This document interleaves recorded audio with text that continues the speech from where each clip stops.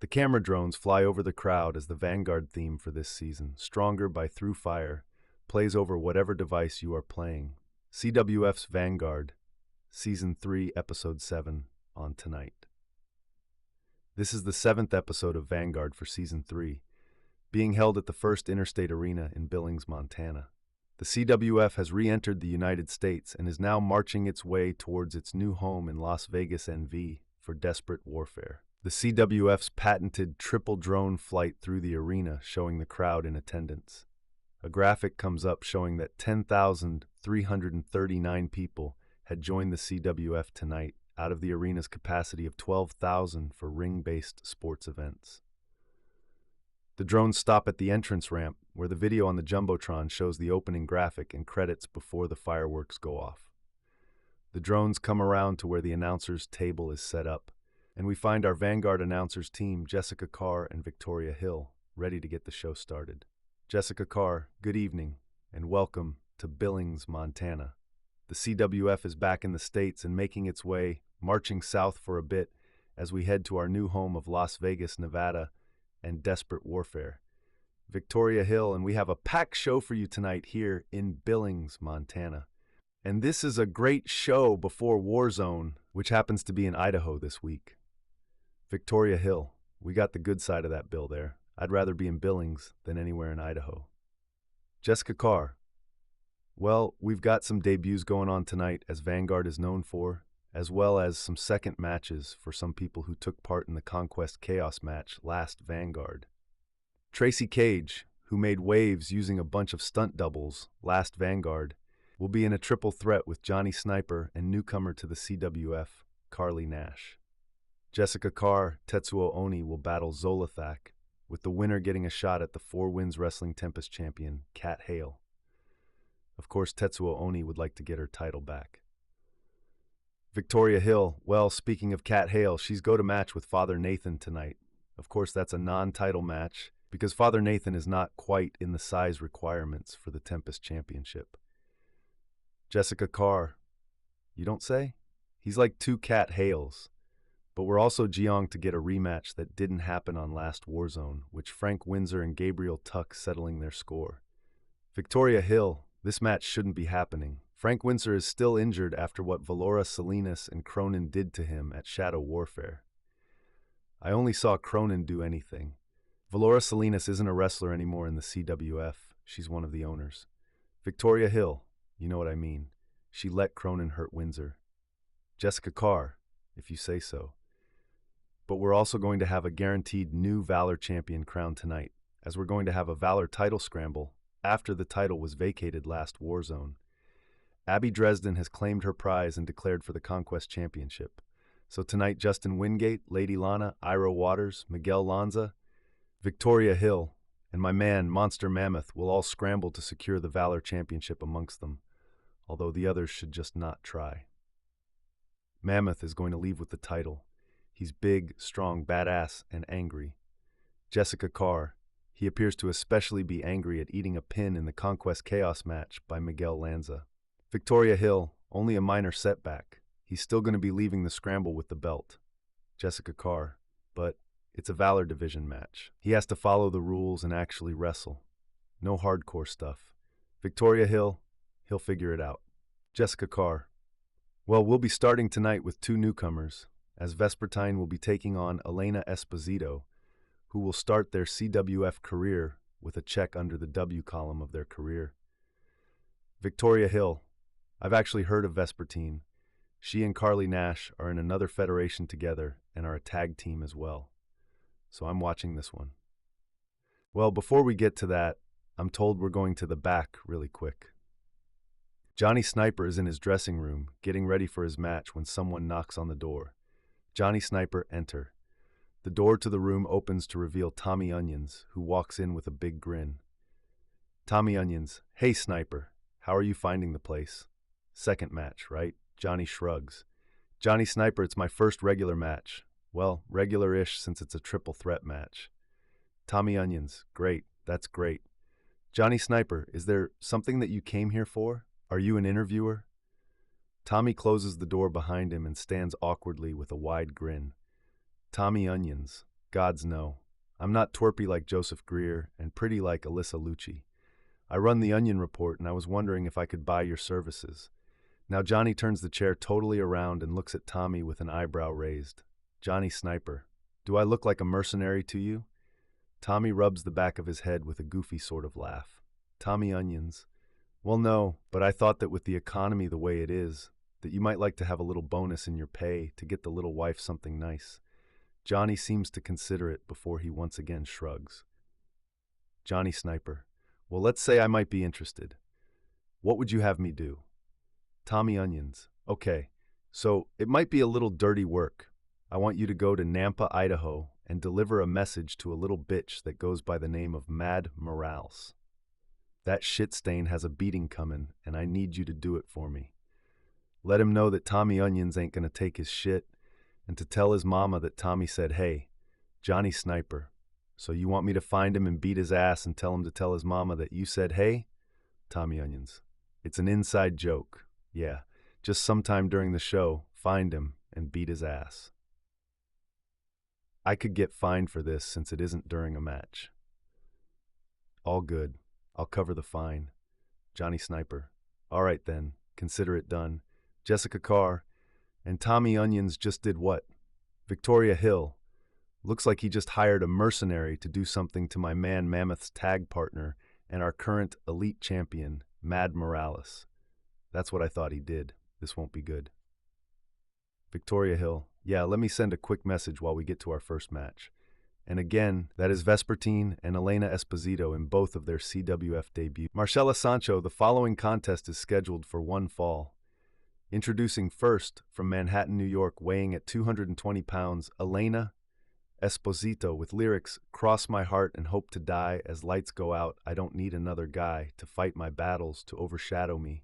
Don't you know I'm dangerous? Fire burning in my blood as Elena Esposito with her cell phone in hand as she takes selfie as she makes the resting bitch face, as she rolls her eyes as her right hip left hand hanging down as she walked down nonchalantly to ring, as she walks up the ring steps, enters the ring in under-bottom rope. Jessica Carr. Elena already making a poor impression on the fans in her debut match. What's your take, Vicky? Victoria Hill. She's confident and doesn't care what others think of her. I like that, but this isn't a tea party. She's gonna have to fight, and that'll make or break her. All the lights go off in the arena, and what looks like a tunnel comes up on the entrance ramp stage with a bluish light to signify the afterlife. A Tibetan Buddhist rhythmic chant comes up along with the slow ringing of bell like a funeral dirge. Then we hear her voice, "You will feel death by Diva." Marcela Sancho and her opponent. From San Francisco, California, weighing in at 115 pounds. She is the deadly diva, Vespertine. As the monks chant, a figure appears at the entrance to the tunnel and seemingly walks through it. When she gets to the stage, the Tron comes up with images of her wrestling and martial arts. She is looking down, and as the light from the tunnel goes out, black and red lights start to come up all over. She raises her head, and we see her eyes in the black light are white orbs and pupillus. Then Six starts up, and she walks in time to the music. When she gets to the ring, she goes up the ring steps, looks out and around with a wicked smile, and then flips over the ropes coming down Melina style into the ring. She jumps up, put up two fingers like a V in the air, upon which two lighting strikes strike both sides of the ring. She bows to all four corners of the ring and then goes to put her trench and hood to the side, and when she takes off her hood, the lights come back up and her eyes have returned to their normal color. Jessica Carr. There's been no love lost between these two in their exchanges this week. Victoria Hill. Both women have gotten their digs in, but while I love Elena's swagger, she cannot look past her opponent. If you put a list of every hold and strike in the move side by side with Vespertine's moveset, they'd look like the same book. This is a world-class fighter. You have to be to compete in the CWF. As the bell rings, the two lock like they're about to lock up when Elena suddenly reels back, avoiding a sudden roundhouse kick by mere inches. Jessica Carr, early attack here by Vespertine. She's got a lot riding on this match. Victoria Hill, I give her an A for guts and an F for business sense. This is far too early to be putting your own partnership on the line in a match like this. The two are circling. Elena is being more cautious now, looking for an in. Lockup. Elena is able to use her extra 5 pounds to push Vespertine back into the corner. Switching grip, she tries to grab Vespi's leg, only to be knocked back with a hard forearm shot. As she stumbles back, Elena springs onto the middle rope and then launches herself at Vespi to take her down with a Hurricane Rana. Jessica Carr, great start by Vespertine. She's building momentum early here in this match. Vespertine goes for a windmill kick, but Elena is able to roll out of the way and slide under the ring. Victoria Hill. See, that's the trouble with big, flashy moves. They might look pretty, but you can see them coming from space. Jessica Carr. You might have spoken too soon, Vicky. I don't think Elena is out of the danger zone. Vespertine hits the ropes, coming flying over the top rope with a suicide. Dielena spits in her face mid-flight, causing her to crash and burn. Victoria actually spits out her water, laughing so hard. Victoria Hill. Oh my God. That was amazing. Get a replay of that now. The replay shows the glob of spit hitting Vespi in the yes, blinding her and causing her to miss her target. Victoria Hill. That might be the greatest thing I've seen all week. Vespi looks to be in a bad way on the outside, and Elena is taking full advantage as she boots her in the ribs, as Victoria fist pumps to each kick and Jessica winces. With her face spread in a smug grin, Elena spreads her arms wide, soaking in the boos from the crowd. Victoria Hill, take your moment, Queen. You earned it. She puts an arm into the ring to break the count before walking over to Vespi, pulling her up by her hair and slapping the taste out of her mouth. More boos, more laughter from Vespi. The referee is yelling at her, but she dismisses him, pulls Vespi by her hair, and slaps her once more. Vespi has stumbled and is now leaning against the barricade, but Elena just grabs her and starts grinding her forehead against the top of the barricade. Letting Vespi drop, Elena goes to interrupt the referee's count again, but on commentary, Victoria has stopped laughing, and Jessica takes notice. Jessica Carr. Something wrong, partner? Victoria Hill. She's wasting too much time. Those slaps are fun, but they won't win her the match. She's giving Vespi too much time to recover. She needs to get her back in the ring. Put Vespi away before spinning heel kick almost takes Vespi's head off. Victoria Hill. That happens. Elena is thrown back in the ring, Vespi right behind her. As Elena stumbles to her feet, she feels a hard kick to the left side of her ribs, then her right, then a final kick to her midsection has her doubled over. Jessica Carr. She's getting eaten alive in there, whipped across the ring. Elena drops into a baseball slide in order to slip out the ring again, but Vespertine is faster than her and intercepts her with a triangle lion salt mid-slide. Jessica Carr. Wow. Cover. 1, 2 kick out. Jessica Carr. Only a 2 count, but Vespertine looks like she has this match firmly under control. Vespertine grabs Elena's wrist, trying to cross her up for death by diva. Straightjacket lungblower into crossface. No. Elena throws herself forward, a modified snapmare that sends Vespertine over her shoulder and face first into the turnbuckle. Jessica Carr. A nasty impact. Victoria Hill. There's that size advantage coming into play. An extra 5 pounds counts when you don't have many to spare. Elena isn't following up, though. Instead, she's on her hands and knees, panting from the assault she took a second ago. She rolls her jaw, and the camera zooms in on a bruise already forming where the spinning kick hit her. Victoria Hill. Someone's going to be spending a few hours in the makeup room tomorrow. There's a glare from Elena, a low growl in the back of her throat. To the disapproval of both the referee and the audience, she begins trying to crush Vespertine's head between the middle buckle and her boot. Victoria Hill. It's nasty, it's disrespectful, and I love it.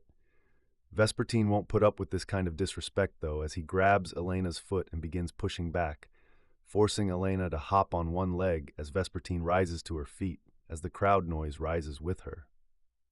Elena tries to catch her off guard with the lip lock. Luthess, with Vespertine, caught her with a headbutt to the mouth. Jessica Carr and Victoria Hill. Oof! The crowd gasps loudly. Elena immediately stumbles back and her hands go to her mouth. The pain on her face is obvious, and already red can be seen seeping between the fingertips. Slowly, Elena lowers her hands, her eyes widening in sheer horror as she looks at the blood absolutely coating them. Blood is pouring from her mouth. Her teeth are stained red, her lip visibly split open from the headbutt. Victoria Hill, whelp. Welcome to CWF, lady. Elena looks like she's hyperventilating. Her pupils are tiny dots as she looks up at Vespertine, and all her horror turns into rage. An elbow shot blasts Vespertine across the jaw before she can react. The strike nearly floors the deadly diva as the crowd yells out in shock, but Elena isn't done. She grabs a kneeling Vespertine by the head and begins to repeatedly kick her in her fucking head. Jessica Carr. She's snapped. Vespertine roars to life. She's not gonna let some rich bitch throwing a temper tantrum beat her. She throws herself into Elena, shoving her into the ropes, but Elena reverses position so that now Vespertine is being pushed against the ropes, only for Vespertine to use her better technique to reverse that position and pin Elena into the ropes. Even as the ref counts, Elena picks Vespertine up and charges forward to ram Vespertine back first into the corner and punch her in her stupid, annoying, dirty street trash, face over and over again. Victoria Hill. I was not expecting this from Miss Congeniality. Jessica Carr. I don't think any of us were Vic. A knee to the gut from Vespi strikes home, interrupting Elena's rhythm and making her stumble back. Jessica Carr. That looked like it hurt. Victoria Hill. You bet it did. I'm loving the new girl's attitude, but she doesn't have the kind of fight training that Vespertine has. Jessica Carr. It's fire versus ice. Day against night. The power of hate against the science of battle in this ring tonight. The two are glaring daggers at each other. Elena is still bleeding from her lip, while blood flows from a cut above Vespertine's eye where one of Elena's punches broke the skin. Their fingers flex, like two cowboys about to draw. They clash. A hockey fight in the middle of the ring. Victoria Hill. Yes! Let's go! Jessica Carr. This is out of hand! The fans are coming alive. Some cheering Vespertine. Others just cheering on this brutal spectacle. Elena uses her strength and shoves Vespertine back to get some distance before slapping her across the cheek. The pain lances across her jaw, but she pushes through it to retaliate with another spinning heel kick. No. Elena is wise to it this time and catches her leg, taking Vespertine off her feet and down onto the mat, trying to get her over onto her stomach for wicked, bow and arrow submission. No. Vespi rolls away from grasping hands. Rolling to her feet, she hits the ropes. Ducking a clothesline from Elena, she rebounds off the ropes on the opposite side, building momentum to get tripped up by Elena's outstretched foot. The crowd boos. Victoria claps as Elena stamps down on the annoying little cockroach beneath her. She pauses for a second, running her hands through her hair to try to compose herself. Her lower jaw is coated in blood, her eyes wide and pupils dancing with livid fury. The sound of the punch she delivers to Vespertine's ribs echoes in the building.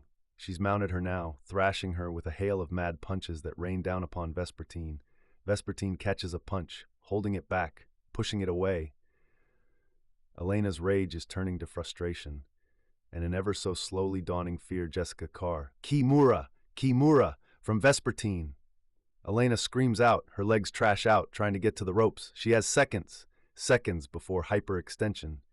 The fans are cheering this sudden counter. The foot is just under the ropes. A break is called for. Vespi releases, rolling to her feet. She's slower to get up than before, has to use the ropes for support as bruises are forming all over her face and body. But she's glaring daggers straight at Elena, who is cradling her elbow as she meets Vespertine's gaze. Victoria Hill. If looks could kill. There's an ugly half-smile, half-sneer on Elena's face that looks almost deranged as she spits bloody saliva onto Vespertine's face. Vespertine doesn't even flinch. Even as the spit runs down her face, she just stares a hole through her opponent. A slap echoes upon her jaw. Again, she doesn't flinch. She just takes a step forward. Another slap. Another unflinching step. Elena grits her teeth, actually stepping back now. She's looking less confident as she tries to shove Vespertine back with a pie fat. Vespertine caught the wrist. Arm drag. She pulls Elena to her feet. A second arm drag. She grabs the wrist again, twisting it up in an arm wringer. Dragging Elena to the corner, she ascends to the top rope, still holding Elena's arm when Elena suddenly throws herself into the ropes, causing Vespertine to trip and land crotch first on the top rope. Victoria Hill. Take it from experience, boys. That hurts us just as much as you. Elena's not done.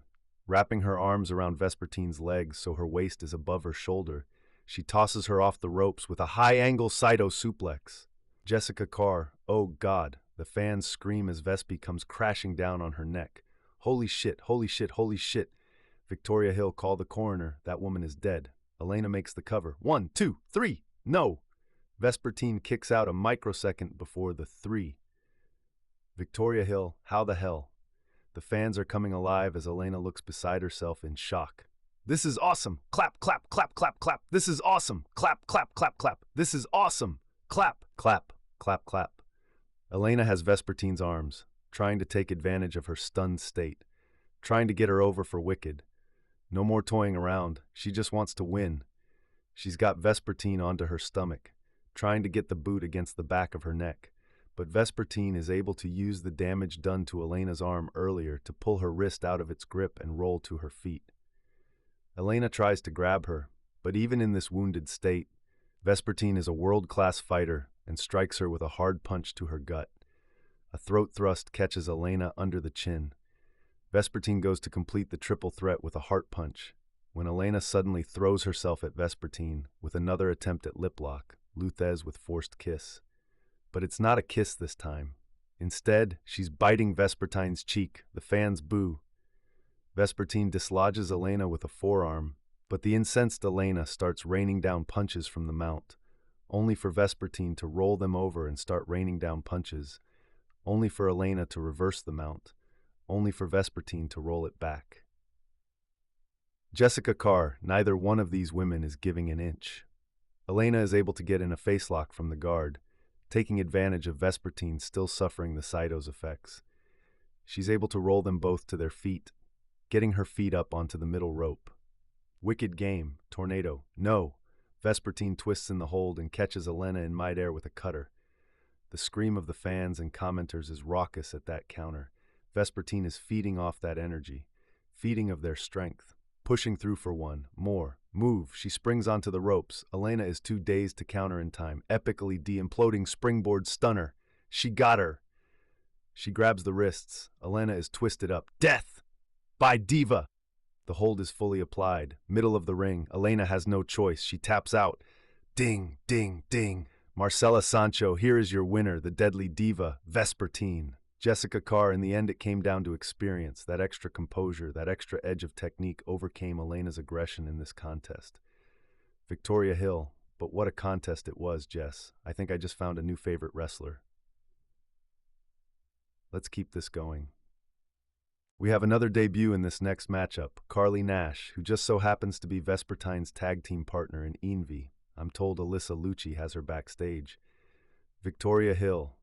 If she's like Vespertine, bring it on, girlie. The show cuts to the back with Alyssa Lucci. Alyssa Lucci, please welcome my guest making her CWF debut tonight, Carly Nash. Carly, Tracy, and Hilda step into the interview area.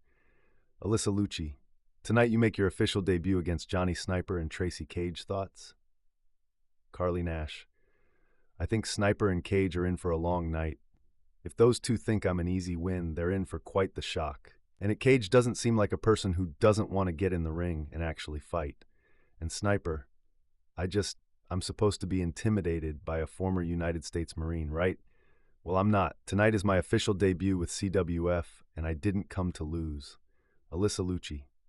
Okay, but what are your goals in CWF? Carly Nash, to further cement my legacy as one of the best to ever do this and put some gold around my waist.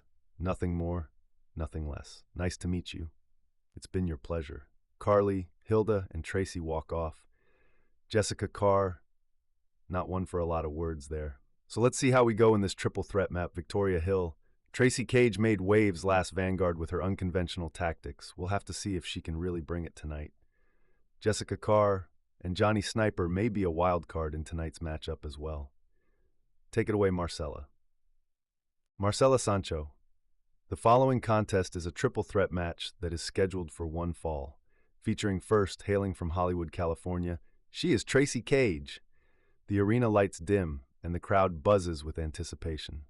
Suddenly, a spotlight hits the stage, revealing a lavish setup, a grand staircase leading down to the ramp, adorned with plush red carpets, golden railings, and sparkling chandeliers hanging overhead.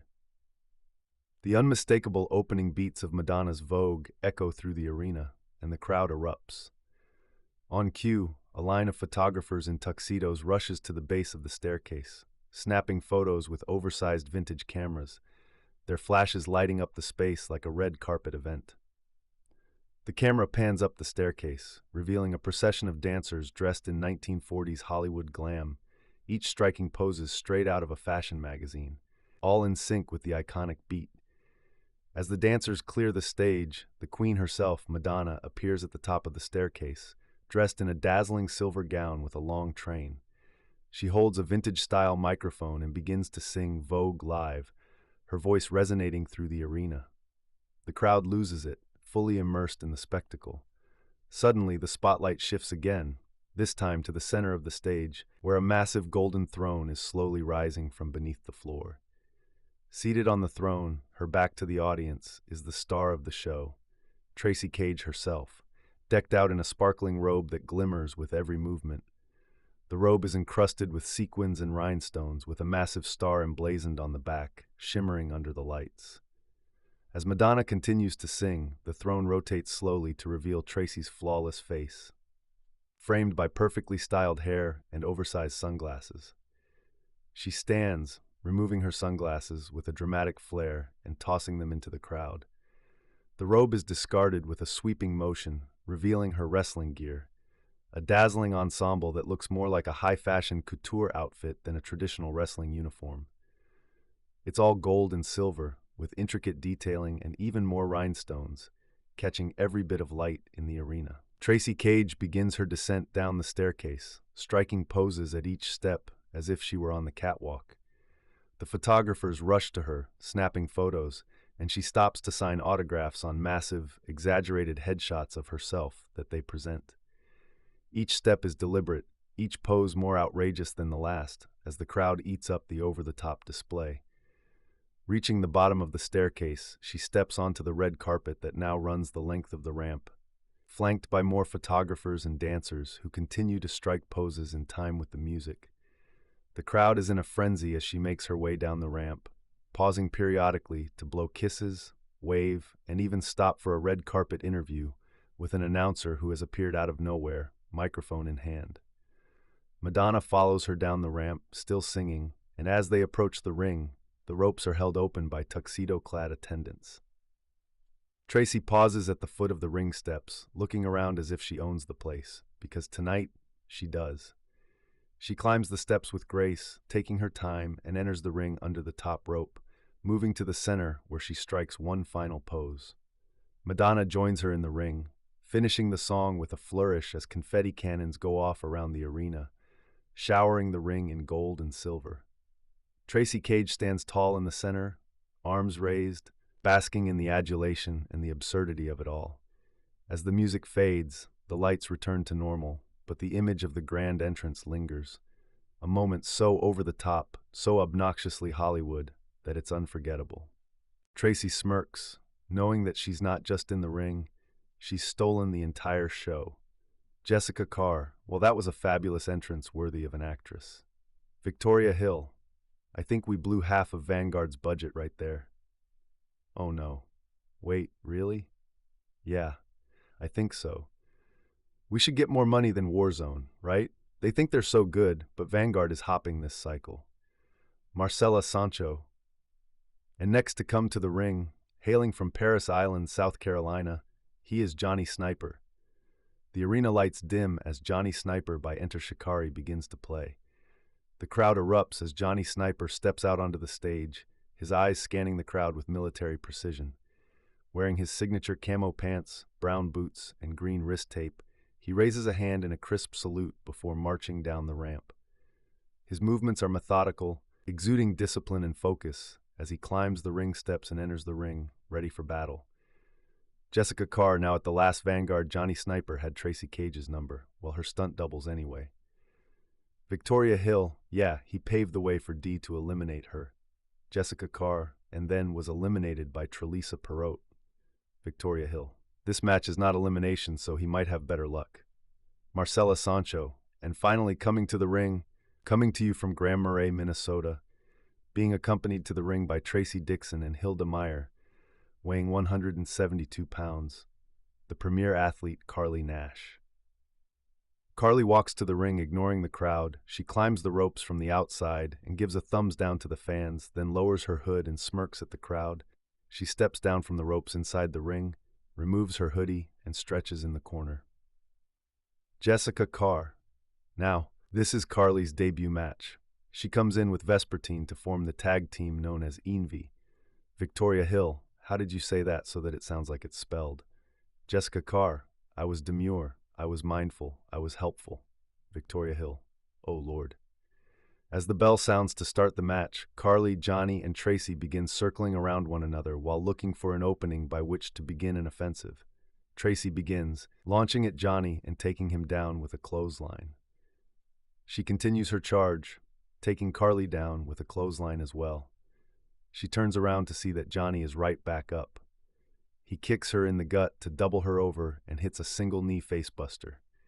Carly hits Sniper in the throat with a Muay Thai strike and then takes him to the mat with an Olympic slam. Carly steps away from Sniper only to fall prey to a backbreaker from Tracy. Tracy turns and is hit with a heart punch by Sniper. Jessica Carr. Hey, he just punched her in the boob.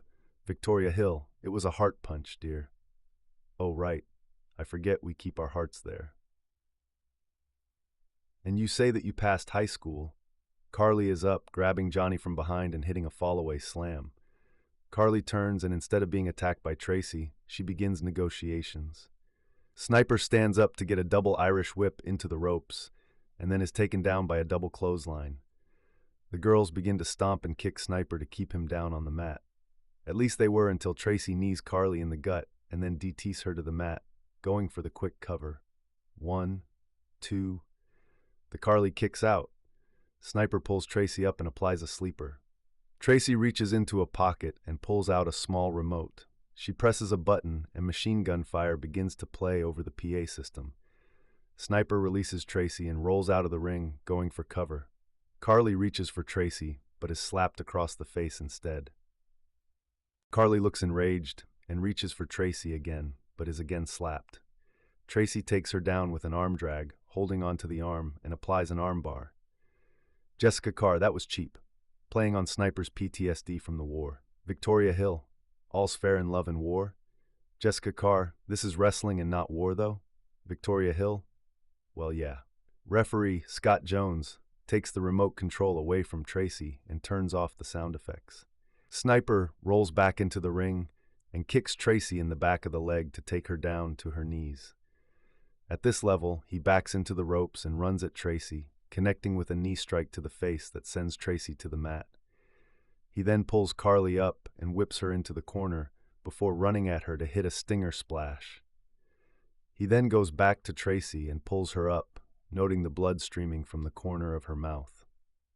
He whips her into another corner and runs back to Carly, getting up to the second turnbuckle and begins to punch her in the face while screaming the Pledge of Allegiance.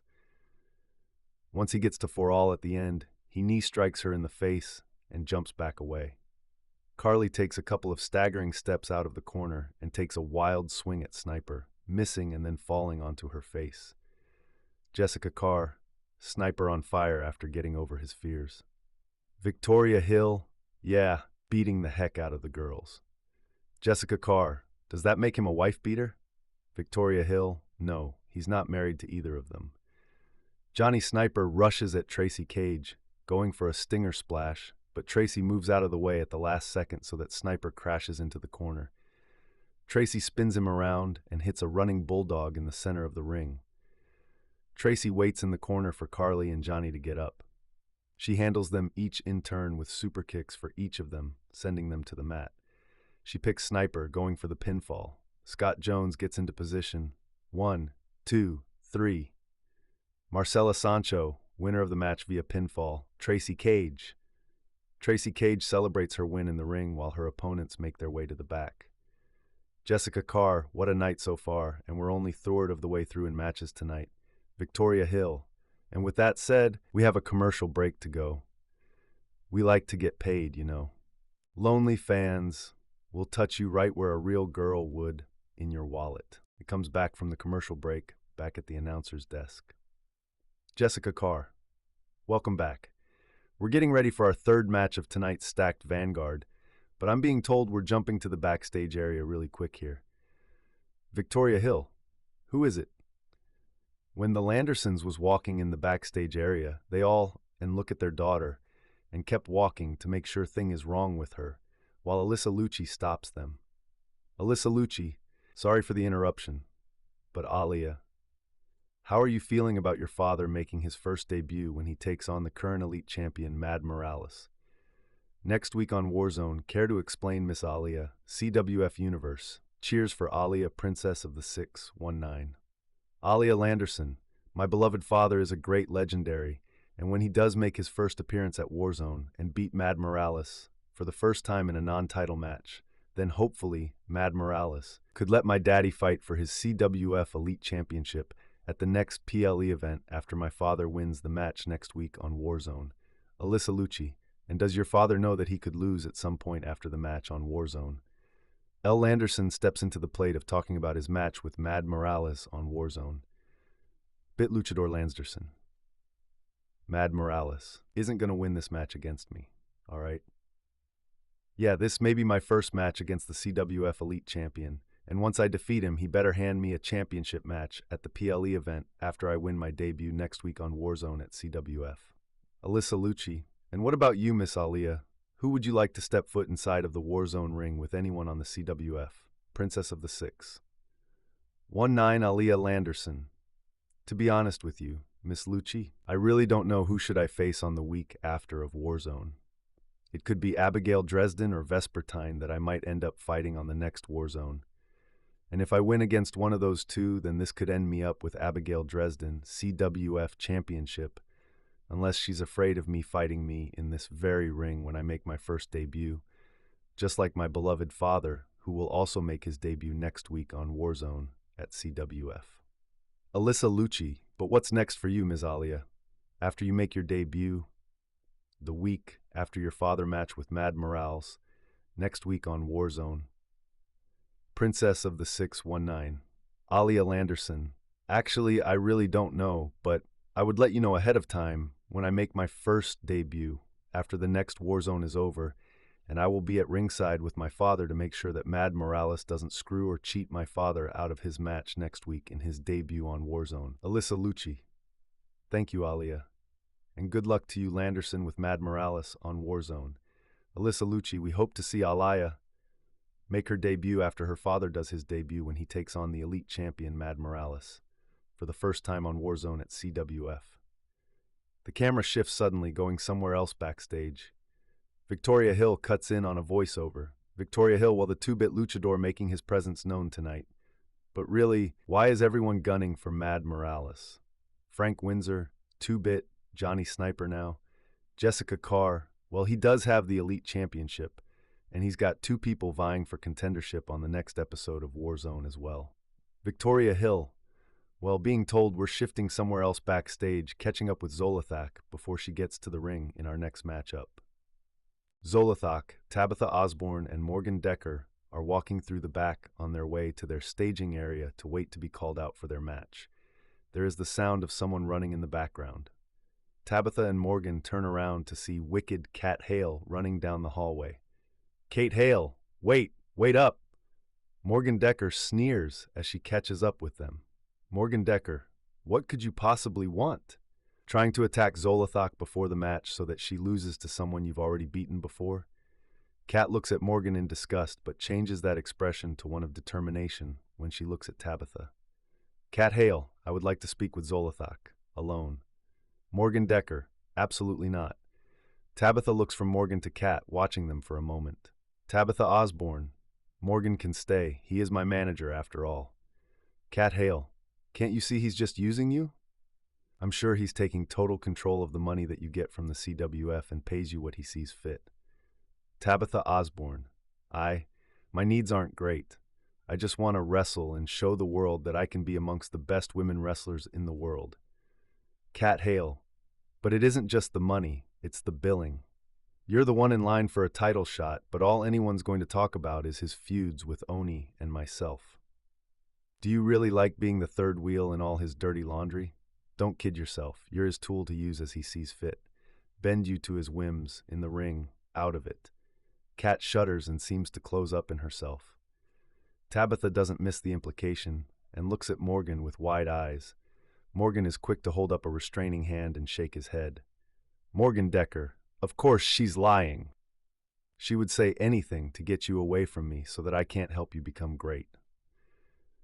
Don't you think it's just a little convenient that she has come now when you are about to beat Tetsuo Oni 4 to be able to challenge for the Tempest Championship? Haven't I helped you? Haven't I looked out for your best interests? Tabitha licks her lips. She looks from Morgan to Kat again. Morgan looks a little nervous, but who wouldn't with Tabitha's reputation? Kat looks like she's having a serious case of PSD. Morgan is way ahead of things. Morgan Decker, it's an act. She used this childish routine on me too so that she could get her way. I've done nothing to her. Nothing at all. Rest assured, she is just trying to secure her championship as she feels like it will be easier to beat Tetsuo Oni 4. Tabitha finally nods and looks at Kat with a ferocious snarl. Tabitha Osborne, beat it. I will see you at the next Vanguard. Kat Hale, you don't need... Morgan Decker, you heard her. You're next. Morgan Decker and Tabitha Osborne walk away, leaving Kat Hale all alone. Jessica Carr, I don't like that Morgan Decker. He has major creep vibes. Victoria Hill, creep or not, he's a great manager and we can see that in this next matchup. One person leaves as the #1 contender for the 4 Wins Wrestling Tempest Championship, and that will be Zolothak. Marcela Sancho. The following contest is scheduled for one fall. The winner of this match will go on to face Wicked Kat Hale for the Tempest Championship. Featuring first the challenger, hailing from Paris, Illinois, she is Zolothak. Cthulhu by Gunship begins playing as Morgan Decker walks out from the back. He smiles at the booing crowd before Zolothak, Tabitha Osborne, walks out from the back to join him. They make their way down to the ring with Morgan Decker staying at ringside while Tabitha enters the ring.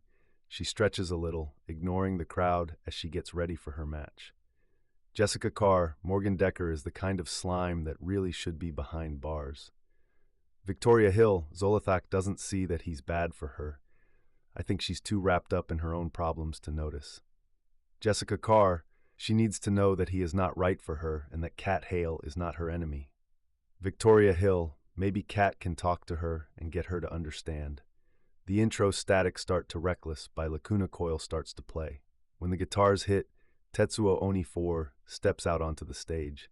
She stands there, arms outstretched as she's wearing the motley robe to her gear for a few moments. As the song picks up, she starts to do a slow walk down to the ring. Marcela Sancho, and now, coming to the ring. She hails from the Okinawa prefecture of Japan. Coming in at 5'5" and 135 pounds, she is the 4th to bear the mantle and mask of the Tetsuo Oni. When she gets to the ring, she climbs up the ring stairs to the corner. Once up on the apron, she doffs her robe and hands it to the ring attendant. She then pulls the top rope and springboards to the top turnbuckle, where she takes a seat to wait for the bell to ring. Jessica Carr, Tetsuo Oni Ford looking to beat Zolothak here and get that rematch for the Tempest Championship. Victoria Hill, after what happened with Abigail being kidnapped. Did we hear what happened with that? Oni could use a win. Jessica Carr, I don't think I've heard anything on the subject. Victoria Hill, that's not good news. No news doesn't mean good news. As the bell sounds to start the match, Tabitha and Tetsuo lock up in the middle of the ring, pushing against one another to try to establish an early dominance. Tabitha pushes Tetsuo up against the ropes and then whips her across the ring to the ropes on the opposite side. Tabitha moves to the center of the ring to strike at Tetsuo with a knee strike, but Tetsuo dives over the knee into a somersault before coming back up and hitting the ropes for another go. Tetsuo comes back and aims her own running knee to the small of Tabitha's back, but the witch does a backflip to avoid the shot. Tetsuo continues to the ropes, leaping at them to plant her feet onto the middle rope and using them to springboard back into a crossbody that takes Tabitha down. Jessica Carr, what dizzying speed. Victoria Hill, and they're just getting started. Tetsuo is the first to get back to her feet and grabs the rising Tabitha to suplex her back to the mat, this time going for a quick cover. Referee Georgina Ross gets into position. 1, 2, the Tabitha kicks out. Jessica Carr, this one was almost over in a heartbeat. Victoria Hill, gonna take a lot more to put Zolothak down. Tetsuo Oni is right back up, catching the rising Tabitha with a body slam.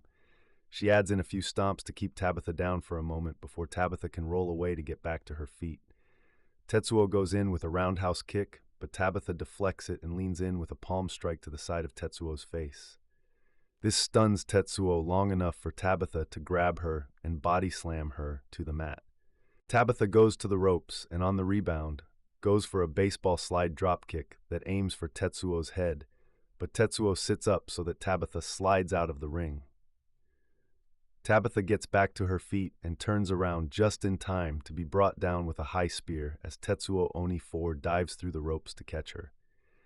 They go through the Spanish announce table, sending the Spanish announcers scrambling for cover. Jessica Carr, glad they didn't go through our table. Victoria Hill, right? I forgot we had a Spanish announce team. Jessica Carr, yeah, I don't remember their names though.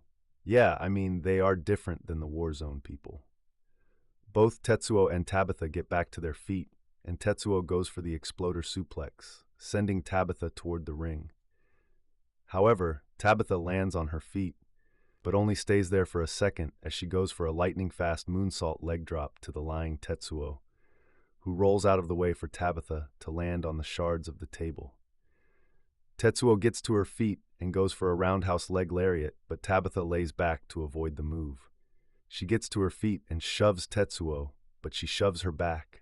Tabitha grabs Tetsuo and hits an overhead release belly-to-belly suplex that sends Tetsuo out into the crowd.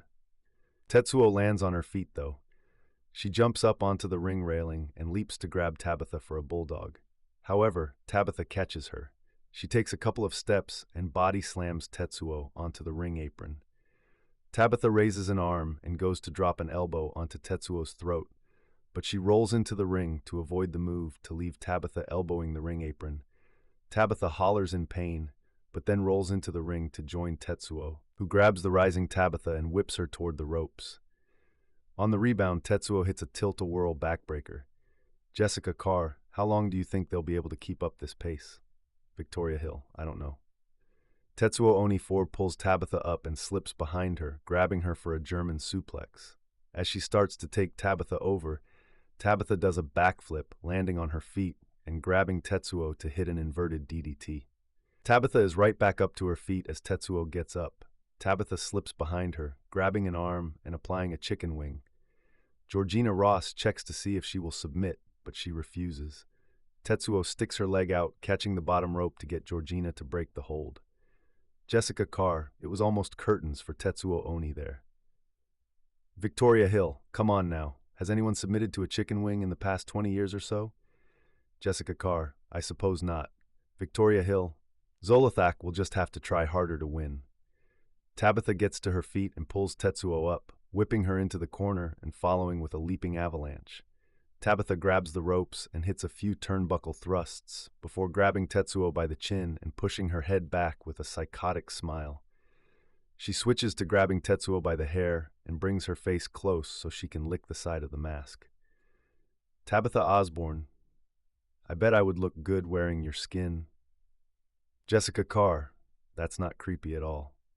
Victoria Hill, could be worse. She could be flaying her right now.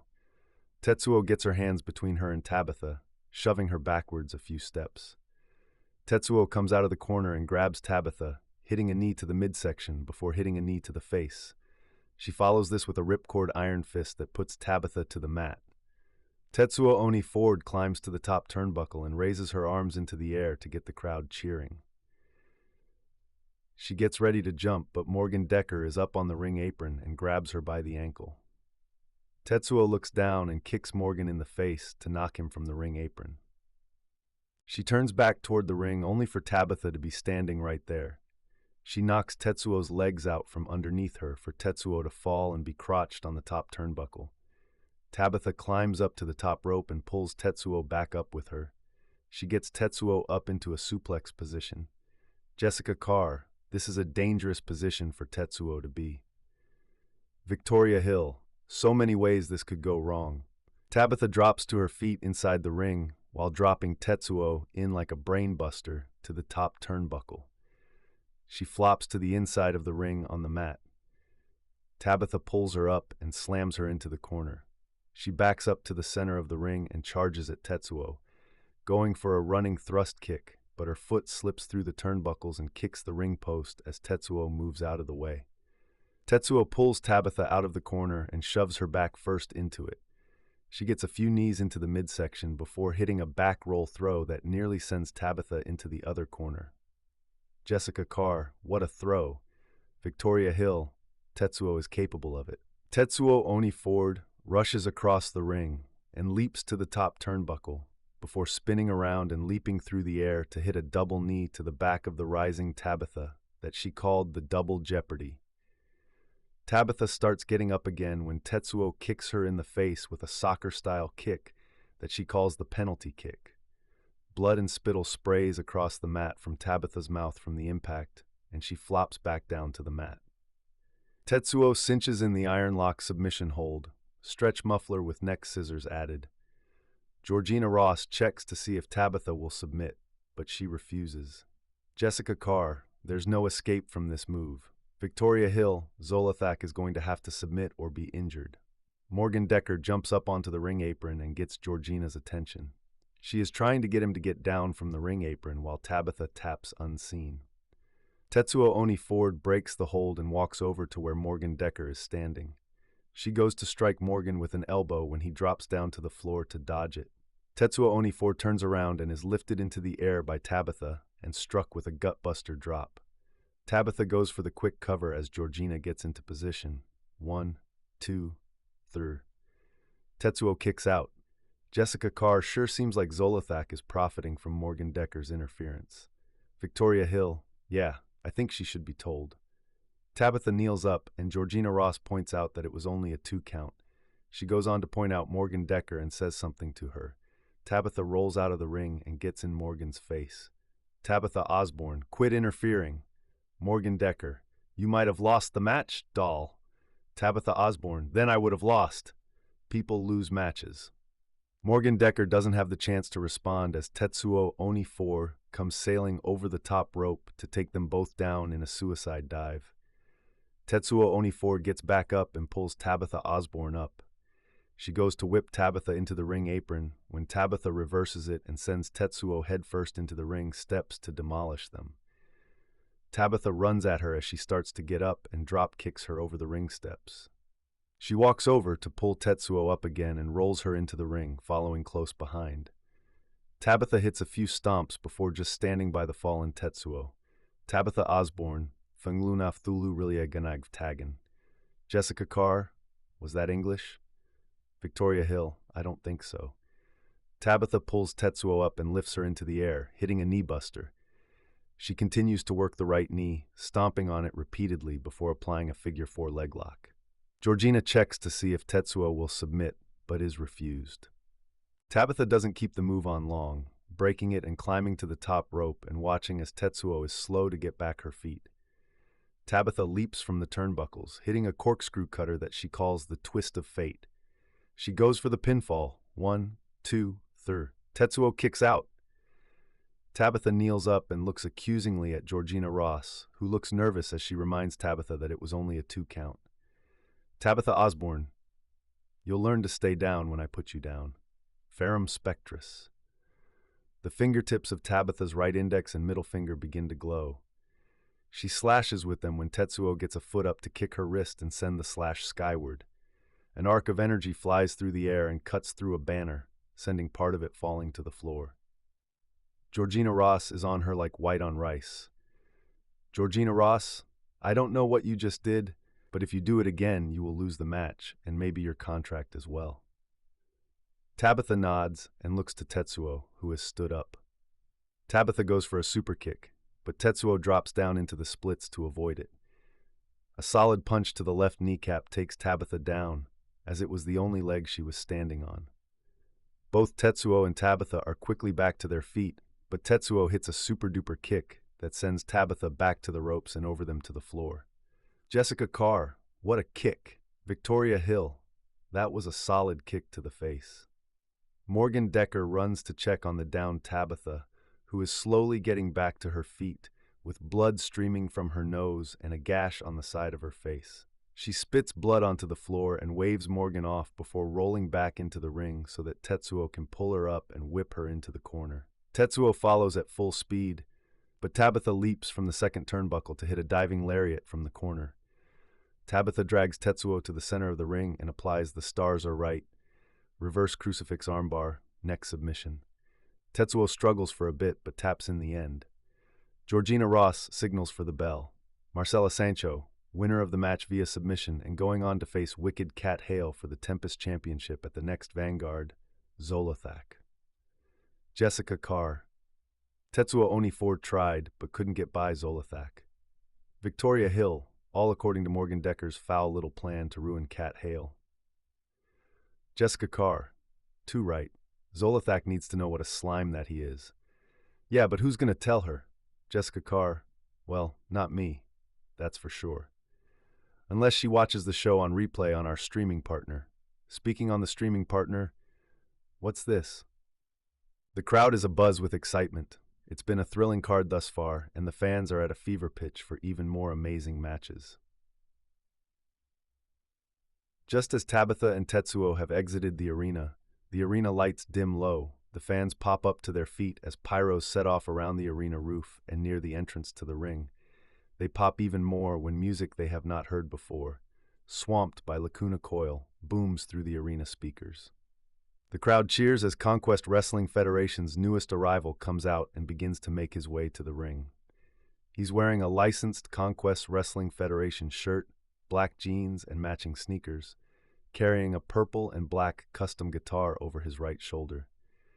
He has a replica CWF Elite title draped over his other shoulder, and a replica Conquest Word title strapped around his waist. The crowd cheers as he shakes hands and high-fives people making his way to the ring. Taking a stand right next to a nearby ring post, the crowd pops louder when he holds up the guitar high in the air. He then spews red mist right onto the handle, and the crowd goes crazy as a huge 20-foot fireball billows forth into the air. He makes his way into the ring, soaking in the huge pop he is receiving, waving to everyone in the arena. He motions for crowd silence after receiving a microphone and speaks once the crowd has quieted down. Terry Martell. Hello to all you amazing fans here in Billings, Montana. The crowd gives yet another loud round of applause and cheers before calming down again. Thank you all so much. For those of you who may not know who I am, let me introduce myself. My name is Terry Martell. The crowd cheers again, just as loud as before. Terry motions for quiet once more and continues. Terry Martell. Look, I know I'm just a fresh-faced nobody here, but one thing my beloved late mother taught me was no matter what, wherever you go, go big. Never settle for second best. So here I am, fresh in CWF going big. Terry lifts the replica Elite and then the replica Conquest World title in each hand. Terry Mar, I'm here for one thing, and that is to be the best of the best. And as the GOAT said many times, to be the man, you gotta beat the man. So here I am, not just to run my mouth or introduce myself, but to go big. So I'm putting out an open challenge to anyone in that back locker room. The crowd bursts out with cheers and applause. Terry soaks it in for a brief moment, then motions for silence once again. Terry Martell, oh yes, I am not wasting any time. So whether you think I'm a snot-nosed second-generation wrestler who grew up in this business and needs a proper ass whooping, or you're a self-proclaimed champion who will defend their title anytime, anywhere, against anyone, I already signed a contract. All you need to do is add your name to that dotted line, and let's get it on. The crowd explodes with cheers and applause and begins chanting the newcomer's name again. Terry! Terry! Terry! Terry! Terry smiles real wide, taking it all in. He lets the crowd have its moment, then continues, even as they still chant his name. Terry Martell. One more thing. Let's make it even more interesting for these fans here in the arena, and all those amazing fans watching on TV or on any device that can access our streaming platform. Call me brash, call me arrogant, or just know that I know what I can do in this ring. I've left one stipulation on that contract. That's right. You sign the dotted line, you name the stipulation of your choice. Let it be first blood. The crowd cheers Terry Martell. Let it be last man standing, no holds barred. Make it a submission-only match, I don't care. Sign that contract and let's do it. The crowd erupts once more, chanting the name of the newcomer with such big balls as Terry has shown. Terry Martell, whether you're a champion or challenger, name your stipulation, sign that dotted line. I know I'm ready for anything and everything, but are you ready for me? Terry holds the guitar high in the air, once more blowing red mist onto the handle and creating another huge fireball, much to the fans' delight. His theme blares through the arena speakers again, but is nearly drowned out by the cheers of the red-hot crowd who begin chanting his name yet again as he makes his way to the back. Jessica Carr, a challenge laid out by another newcomer, Terry Martell. Victoria Hill, well, we'll see next cycle if anyone takes him up on that challenge. Jessica Carr, in the meantime, we have to go to another commercial break. When we come back, Gabriel Tuck and Frank Windsor. Fed ups day or night, for when you need it, they're right TF now. The show comes back. The camera is on Marcela Sancho in the ring to start the next matchup. Jessica Carr, we're ready for our next match, a rematch from last Warzone when Frank Windsor was unable to compete against Gabriel Tuck. Victoria Hill, so let's see if we get to see my favorite bastard tonight, Marcela Sancho.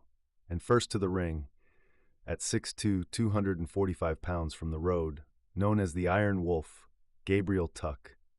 Iron Wolf. By Beast Wars begins as Gabriel Tuck walks out from the back. He howls to the fans and they howl in return. This brings out a big grin from Gabriel and he howls again to get another response. He walks down to the ring, slapping a few high fives as he makes his way. He rolls into the ring and takes his leather jacket off, setting it down in the corner of the ring. Gabriel shouts something at the screen. He leans in the corner to wait for the match to begin. Jessica Carr. So this is going to be an amazing match if Frank Windsor is fit to wrestle. Victoria Hill. That's so true, Jessica. But Gabriel has said he'd wrestle Natalia if he wasn't. Jessica Carr. Did you see Frank backstage? Yeah, he didn't seem in a good way. We will see what he's like in a moment when he comes out here or not. This is Frank's first match on Vanguard, so it should be fun. Marcela Sancho. And his opponent, the current Bastard World Heavyweight Champion, the Sultan of Schlong Time. It is 1/3 of the Bastards, the self-proclaimed special one, Frank Windsor.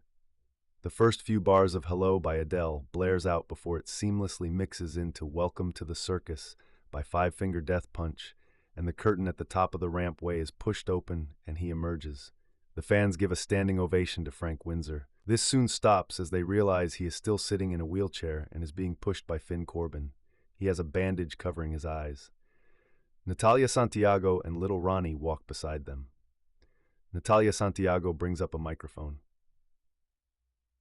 Natalia Santiago, my name is Natalia Santiago, and today we are here to protest the management of this company for putting Frank in a match when he has got a doctor's note that states that he is medically unfit to compete. There is a loud cheer as he is slowly wheeled down the ramp, Way soaking it all in. Natalia Santiago, Gabriel, you tried to call me out instead? I can't believe that Frank has been told that he may not walk ever again and you call out me instead. I hate you, Gabriel, and if Frank was well enough, he'd take this microphone and shove it up your ass. Sideways. Jessica Carr, she sure has a lot to say. Victoria Hill, Frank can't fight like that. Something has got to happen. Natalia Santiago, I am not going to find you, but you will have a fight as I've found you an opponent. She nods, and Little Ronnie and Finn surround the ring. Gabriel looks around and tries to keep an eye on them both. Finn goes to get in the ring, but Gabriel leg drops him. Little Ronnie charges into the ring and hits Gabriel with a clubbing blow. Natalia Santiago, referee, ring the bell. Finn smirks as he skulks back up the rampway.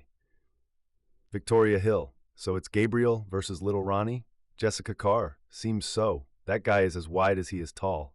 Eventually, Gabriel gets back to his feet and lashes out with a haymaker, but Ronnie just dodges it and grabs the arm, flipping Gabriel down onto the canvas, but he holds on, dragging Ronnie down too. Ronnie quickly taps his shoulder and kips up, arm-wringing Gabriel.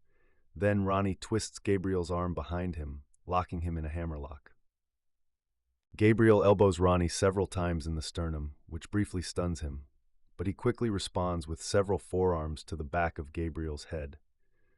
Gabriel, however, catches Ronnie in the face with a backhanded punch. Ronnie is forced to let go of the hammerlock, and Gabriel grabs Ronnie's head, snap-maring him onto the canvas mat. Gabriel locks on a chin lock, and Ronnie struggles to break free of the hold. While Gabriel kneels over to continue the hold, Ronnie manages to land an eye gouge, temporarily blinding the more experienced wrestler and forcing him to relinquish the basic submission hold. Victoria Hill, both guys showcasing the basics there. Jessica Carr, that's the only way to beat the big guy. Ronnie whips Gabriel into the ropes and ducks upon the return, then stands crouched, waiting for Gabriel to come from the other side. Gabriel, however, foresees this and slides right under Ronnie's legs.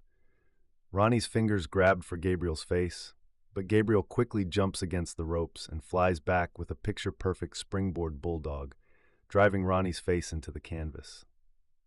After giving Ronnie a few boots to the stomach, Gabriel immediately goes to the top rope and sits there, perched in wait.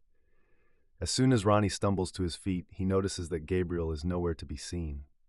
Taking note of his opponent's visible confusion, Gabriel leaps out of the corner with a missile drop kick.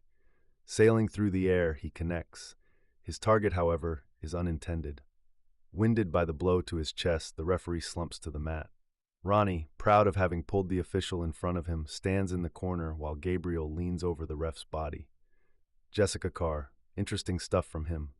Victoria Hill, what? Jessica Carr, Ronnie was thinking on his feet.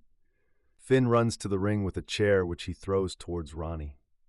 The fans scream for Gabriel's attention, and he turns at the last second, ducking the attack. Ronnie's momentum carries him forward, and Gabriel turns him around, attempting to wrestle the chair from his grip. Taking advantage of Gabriel's preoccupied hands, Ronnie lifts a knee into his opponent's stomach. Gabriel relinquishes his vice-like grip and doubles over in pain as Ronnie drops the chair onto the mat, then pulls Gabriel onto his shoulders with a gut wrench.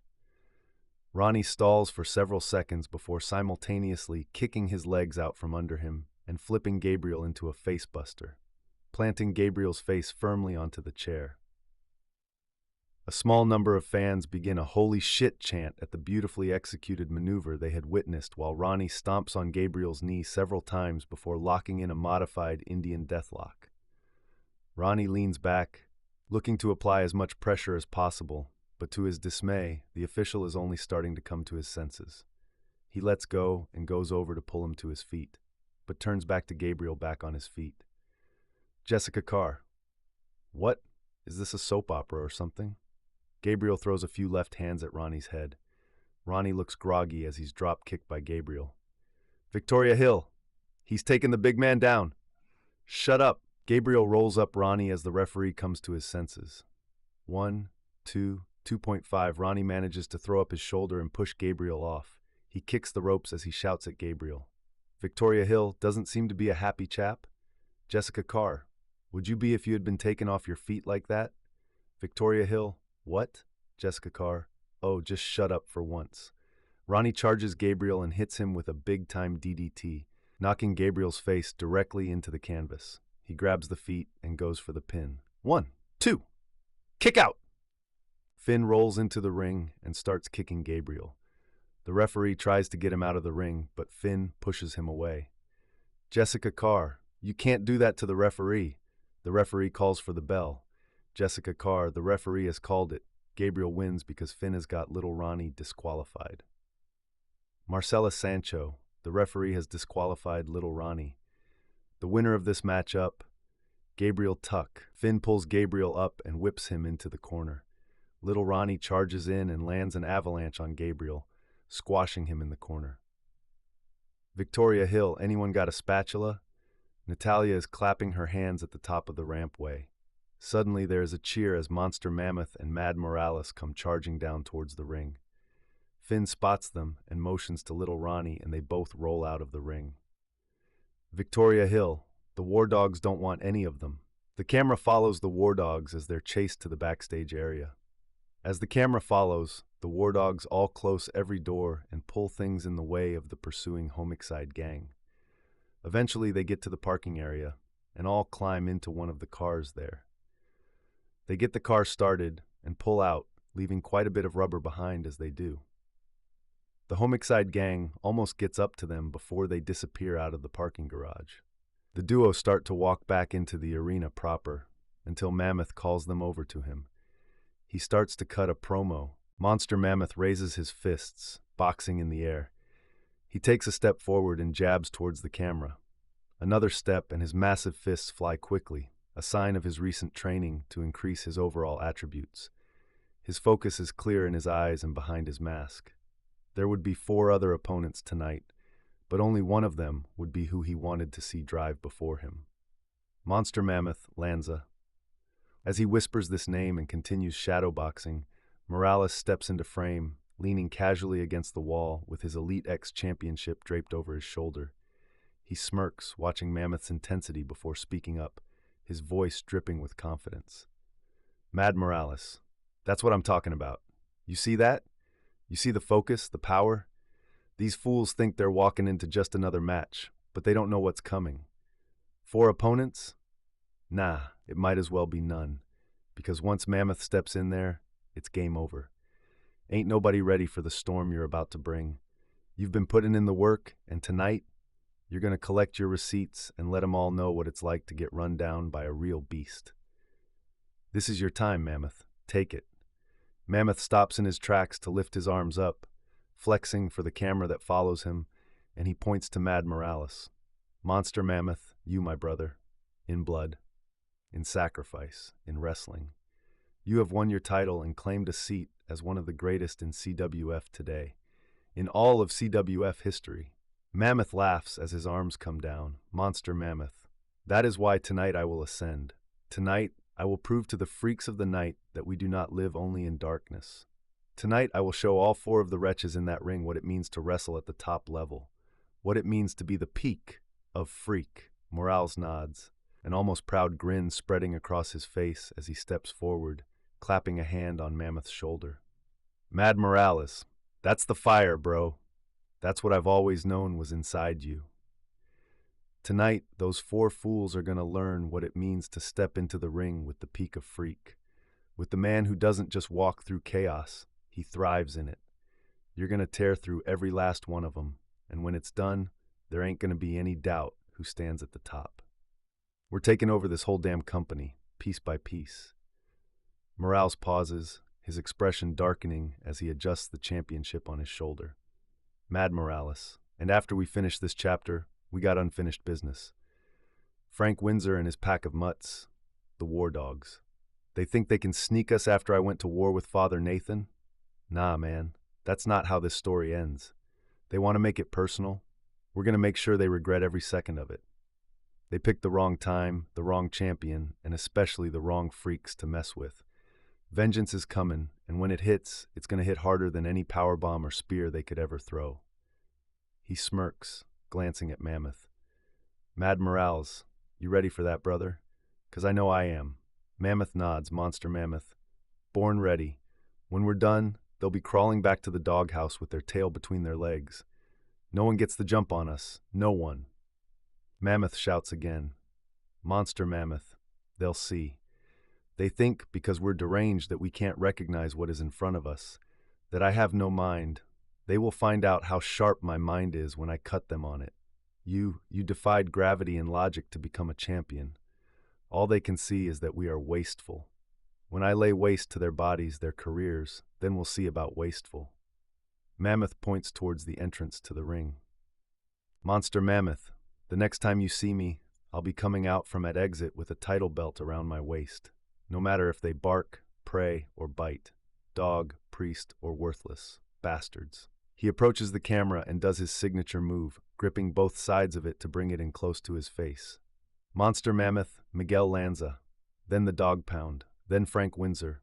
My list has been made and I live up to my promises. Monster Mammoth, so, says the freak. With a cool tone, Mammoth throws the camera to the side and the scene fades to black. Victoria Hill, be still my cold black heart. That is a real man there. Jessica Carr, have you tried to maybe call him? Share your feelings? Victoria Hill, if he wins the Vanguard title tonight, I just might buy both of them some drinks. Maybe do some dancing. In fact, I'll do it here. Mammoth, get that belt and then meet me at Daisy Duke's saloon. Give me 2 hours after the show. I'll be there. Jessica Carr, K. Well, now that that's been said, told we're going backstage again. Victoria Hill, looks like we're checking in on Gabriel Tuck after that last match. Gabriel Tuck is staggering back to the locker room while using the wall to help balance himself. Some people see him and walk by, but no one offers to help him. Suddenly, a group of green-eyed masked brutes run down the hallway, attacking people left and right. That is, until they see Gabriel and charge at him with lead pipes. Gabriel Tuck, what the fuck? Gabriel throws himself from the wall, grabbing the lead pipe from the first attacker to get to him. He slugs the guy with a right hand before using the lead pipe he's stolen to crack another attacker in the temple. He throws the pipe, hitting another guy right between the eyes. He grabs the guy that he stole the pipe from and rips the mask off in a smooth motion. He stops to gawk, his jaw hanging down. Gabriel Tuck, what the fuck? Who the fuck? Gabriel drops to his knees as another attacker cracks him across the shoulders with a lead pipe. He takes off his own mask to reveal Eoin O'Rourke. With a devilish smile, he coldly asks the down Tuck a question. Eoin O'Rourke, hey there, fucker. Miss me? Another crack with the lead pipe sends Gabriel to his hands and knees where he spits blood out onto the floor, and perhaps a tooth. Gabriel Tuck, been too long. How I've missed you. Gabriel starts to get up, but the man Gabriel unmasked cracks him across the back with the lead pipe. Eoin O'Rourke, good work on that, Eric. Now Tucky fucky, I'm here for you. You may not remember much after tonight.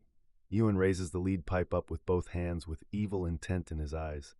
The blow never lands as Gabriel grabs him by both legs and pulls him to the floor, sending the lead pipe spinning away from him.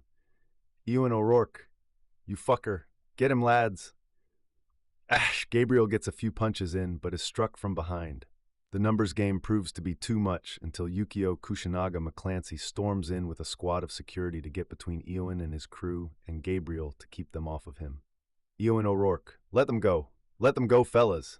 You, Tuck, me and you next, Vanguard, pal. This shit ends. Ewan and his crew leave the scene as Yukio checks on the fallen Gabriel. Jessica Carr, Ewan O'Rourke is back. Victoria Hill. You mean from his wellness policy violation? Jessica Carr, the CWF doesn't have a wellness policy. We don't. No. And the next show cycle is in Colorado. Oh, hell yeah! Well, we've got 2 matches left, and I'm told we're going to get a quick commercial break in before we get there. Peak of Freak Monster Factory. Let your inner freak emerge. Once again, the camera comes back, and it's on the ring, ready for another matchup. Jessica Carr, welcome back to CWF's Vanguard Season 3, Episode 7. We're ready for our 5th match of the night. Victoria Hill, Wicked. Kat Hale facing off against Father Nathan right now.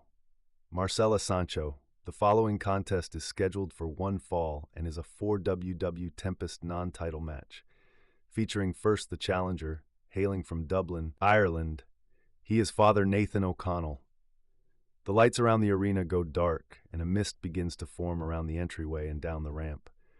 Nathan seems to materialize from the mist itself as he walks out and pauses, taking a look at the crowd, and then makes his way at a steady pace to the ring, climbing up into the ring. Once in the ring, he throws a few warm-up punches and falls back to his corner to await the start of the fight. Jessica Carr. This in no way could be a Tempest title shot. Father Nathan has over 100 pounds on Kat Hale. Victoria Hill, he still would only have to lose like 65 pounds or so. Jessica Carr, that'd be half of Kat Hale right there. Victoria Hill, true. Marcela Sancho and his opponent, hailing from Grand Junction, Colorado, she is the 4WW Tempest champion. Wicked Kat Hale. The lights begin flashing green, blue, and red as the initial jingle of the entrance song starts. Kat delays hitting the stage for those initial 7 seconds. She comes out wearing a black leather jacket that stops at her mid-drift, and she comes out with high energy, throwing up the rock and roll devil horns a few times, before moving to either side of the stage to engage with the crowd. pointing towards them and then starting to make her way down to the ring.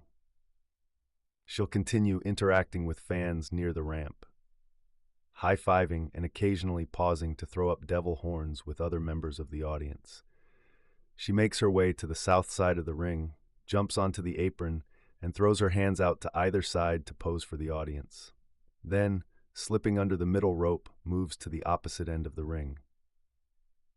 Climbing onto the middle rope of the turnbuckle, she'll rock up and down with her head down, covering the top rope until rising and flipping her hair back over her shoulders and posing with her arms spread once again and pointing to members of the audience.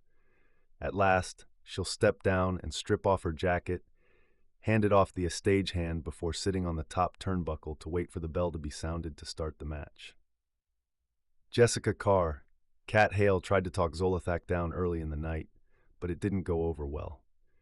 Victoria Hill? No, it did not. And on the surface, why would it? It just seemed like Kat was trying to handpick who would win the title shot against her so that she can face and defeat Tetsuo Onifor again. Jessica Carr. I don't think it was that. I think that Kat doesn't want to have Zolothak go through what she went through with Morgan Decker. Victoria Hill. Now see? That makes sense. As the bell sounds to start the match, Father Nathan gets to the center of the ring while Kat Hale hops down from her perch and meets him in the center of the ring. Father Nathan takes a swing at Kat Hale, but she sidesteps and hits a drop kick that staggers Nathan Ree. Nathan back a few steps. Kat pursues and grabs Nathan by the arm before whipping him into the ropes. On the rebound, Kat goes for a hook kick, but Nathan seizes her by the ankle and sweeps the other leg to send her to the mat. He holds on to the ankle for a spinning toe hold before applying a quick figure 4 leg lock. Referee Troy Reynolds checks to see if she will submit, but she already has a hand on the bottom rope to get him to break the hold. Kat and Nathan both get up quickly, but Kat is just a bit faster with a spinning heel kick to Nathan's midsection. She follows this up with a snap DDT, going for the cover. Troy gets into position to make the count. 1, to Nathan kicks out. Jessica Carr. Kat shouldn't be going for the pinfall this early in the match. Victoria Hill. You never know when you might get a surprise win. Kat gets to her feet and grabs Nathan from behind as he gets up. She goes for the Rocky Mountain Bomb, but Nathan turns it into a bulldog. He is up quickly and waits for Kat to rise so that he can strike her in the jaw with a hard right hand. He strikes hard enough that she spins around. Nathan grabs her by the throat and goes for what looks like a choke slam, but then drops her across his knee for an Irish curse. Nathan goes for the pinfall, pushing Kat's head to the side with his arm. 1, 2, their Kat kicks out. Jessica Carr. Father Nathan almost with the win right there. Victoria Hill. I think that almost only counts with horseshoes and hand grenades. Father Nathan gets up and pulls Kat to her feet. He whips her to the ropes and on the rebound goes for the heart punch. Kat sidesteps the shot and slips behind Nathan, hitting a tiger suplex and bridging up for the pinfall attempt. 1, 2. Their Nathan kicks out. Kat gets right back to her feet and grabs the rising Nathan in an inverted front face lock. Before she can complete the motion of the wicked rhythm, Nathan gets his feet up underneath him and hits a stunner. Jessica Carr. Father Nathan, coming back from the jaws of defeat. Victoria Hill. Yeah, it would have been the end if that had hit. Nathan gets to his feet and takes hold of Kat and sends her into the corner with the Irish whip. Coming in after her, he hits a clothesline and moves from the clothesline seamlessly into throwing a combination of punches, hammering Kat's body with punches before ending with a European uppercut that knocks Kat down into a seated position. Nathan runs and rebounds off the ropes, charging at Kat, trying for a running knee blow, but Kat escapes and Nathan slams his knee into the ring post, grunting in pain as he stumbles back, holding his knee. Kat, meanwhile, seizes on this and hits a drop kick to the injured knee, bringing Nathan down to the mat. Jessica Carr. Nathan built up some momentum. I imagine being on the receiving end of those punches is not fun, given it is a well-known fact that Nathan has trained in boxing heavily over the course of his life. Victoria Hill. He's Irish. Of course he's skilled at boxing. This is like saying Irish people like potatoes and Guinness. Nathan gets up and grabs the rising Kat, hitting a power bomb. He walks to the corner to lean and get a breather and tend to his injured knee while Kat lays in the center of the ring. As Kat recovers enough to get up, Nathan grabs her and locks in a sleeper, but it's quickly turned into a snapmare that Kat follows with a solid kick to the spine. Kat then runs to the ropes, rebounding and hitting a meteora. She's upon her feet, going to the ropes again and hitting a springboard wicked salt, hooking a leg for the pinfall. Troy gets into position for the count. 1, 2. Nathan kicks out. Jessica Carr, oh, Nathan kicking out by the hair of his teeth. Victoria Hill, yeah, he won't be able to take much more. Kat pulls Nathan up and he goes for the heart punch again, but Kat grabs the arm and hits an arm wrench to bring Nathan down to his knees and then connects with a super kick. While Nathan is down, Kat locks in the modified crossface known as Bound by Blood. It isn't very long before Nathan passes out from the pain, refusing to give up. Troy Reynolds signals for the bell. Marcela Sancho, winner of the match. Wicked Kat Hale, Jessica Carr. I don't know how she managed to pull off a win, but she's showing us that she's ready to defend against Zolothak. Victoria Hill, and he's so much larger than her. The women in this company are able to take on all comers, large and small. Hashtag girls get it done. Are you serious right now? Am I wrong? Well, no. We're getting ready for one more match tonight, the Valor Title Scramble, where a new Valor champion will be crowned, Victoria Hill. But before that, let's check in backstage one more time. The camera cuts to the backstage area, following Terry as he makes his way to a back locker room. Once he reaches his destination, he opens the door to reveal a beautiful buxom blonde sitting on a couch, watching the matches on closed-circuit TV. She smiles as she looks over to see Terry. Terry Martell. Well, Maya, all is ready. Maya, so the bait set then? Terry Martell. Yep, just gotta wait to see who bites, whether it's a big fish or a little guppy. I bet it won't be one of the champions. They never have the guts. Terry Martell. Even the so-called fighting ones, but we will just have to wait and see where the chips may fall. Maya. They are the most cowardly of all. Yes, they are. I do, however, have my eyes on a couple of mice running around, though. Do tell. Well, there is one monster mammoth who seems to be the puppet of the CWF Elite Champion. Ruffle those feathers, and I might get me a quick shot at the Elite title. Maya, clever. Mammoth is a big man. The bigger they are, the harder they fall. Terry Martell. Of course, I have my eye on the CWF World title held by Cronin Reinhardt. Get a few key victories under my belt, and I can start building a case for a non-title match against him. Ruffle his feathers a bit, and I could have a shot at that title before long. Keep your eyes on the prize, my love. Keep your eyes on the prize. Terry Martell. Again, even the so-called fighting champions need a little push, so I doubt any of them a bit. But there are plenty of opportunities. Right now, just focus on the open challenge and wait to see who has the intestinal fortitude to accept it. The scene cuts as Terry takes a seat and cuddles up with Maya, setting their focus on the television, pulling out paper and pen to take notes and scout future opponents.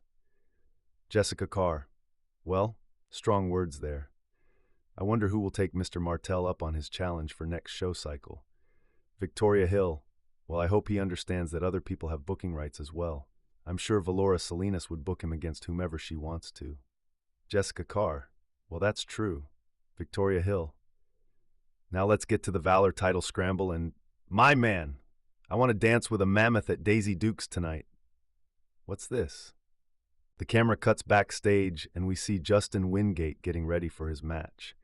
He makes his way past Abigail, who is enjoying a snack, and his passing seems to draw her attention as she checks something on her smartphone, takes a drink of her Pepsi, and stands up, which is when the crowd sees she's sporting a baseball bat. Moving up behind him, she rears back and cracks him in the back, forcing him to a knee. As he stands up, she hits him in the knee and then slams the end of the bat into his gut, doubling him over. Jessica Carr. What the hell? We've never seen Abigail ambush someone backstage before. Also, she's not even scheduled to be here. Victoria Hill. And Wingate? I'm surprised she even knows who he is. Jessica Carr. He fought her at Shadow Warfare for the Valor title. Justin Wingate tries to fight back and throws a few punches, but Abigail cuts him off with a boot to the gut and then swings the bat, connecting with his rib cage and bringing him to his knees. Jessica Carr. Well, that swing to the ribs could have done some serious damage, and the way Justin Wingate is favoring the ribs, it seems it did. But he has a match coming up. Victoria Hill. Not if he can't fight, he doesn't. Abigail pulls Wingate to his feet and leads him over and then whips him head and shoulders first into a dumpster. She taps the bat once on the ground and hits him 3 more times in the rib cage before opening the dumpster's lid and tossing Justin Wingate inside, slamming the lid shut. As she walks away from the dumpster, she takes out her smartphone again and dials a number. Abigail Dresden. Yeah, it's me. It's done. Yes. I took out the trash like you asked. Abigail listens to the reply and nods. Abigail Dresden. Right. I understand. She ends the call and sighs and shakes her head as she moves back to the table, grabbing her Pepsi and nachos, and then glances back to the dumpster before speaking to no one in particular. Abigail Dresden. Huh. Think that was what Billy would call a home run. She shrugs and walks away idly whistling. Take me out to the ball game. Jessica Carr. What the hell? I mean, who the hell is Abigail working for? Her mother? I mean, that style of attack was very much from the Valora school of ambushes, but I'm speechless. Victoria Hill. Huzzah. I think it's nice to see Abigail finally following the example of her father. I'm not sure who sent her after Justin Wingate, but this also serves notice to the rest of the roster. Abigail is done playing nice. If I were Cronin and Eddie Williams, I would take note. Jessica Carr. Wingate's match was next, the Valor title scramble. Did she just do something to help her stablemate, Miguel Lanza? Victoria Hill. Oh, good point. And that's right. 2 big men in the scramble, as Monster Mammoth and Miguel Lanza Jr. are both going to be running over Lady Lana Hill and Iro Waters. And of course, then my man will be joining me for some dancing later. Jessica Carr. Let's go ahead and go to the ring for what is now a 4-man scramble match. Marcela Sancho. The following matchup is a scramble match. The winner will be the last one to score a pinfall or submission before the time limit is up, and they will be granted the CWF Valor Championship. Jessica Carr. Let's get this going. Marcela Sancho. And as a reminder to our competitors, this will be fought under Valor Division rules. That means you are removed from the match on a disqualification. You can be disqualified for refusing orders from the referee or refusal to answer a count from the referee for things like punches or rope breaks. The opening riff of Built to Last by the Protomen hits. Marcela Sancho, introducing first from Paradise, California. He comes in at 6'3" and 230 pounds. He is Iro Waters. Iro Waters walks to the ring casually and fist bumps a few fans, undaunted by tonight's challenge. He climbs into the ring, hops up to the second rope of the nearest turnbuckle, and gives the crowd a thumbs up. Jessica Carr. Iro won the last time we had a Valor title scramble. Could lightning strike twice? Victoria Hill. He's got 2 huge men in this matchup. I doubt it. Shoot to Thrill by AC/DC starts to play.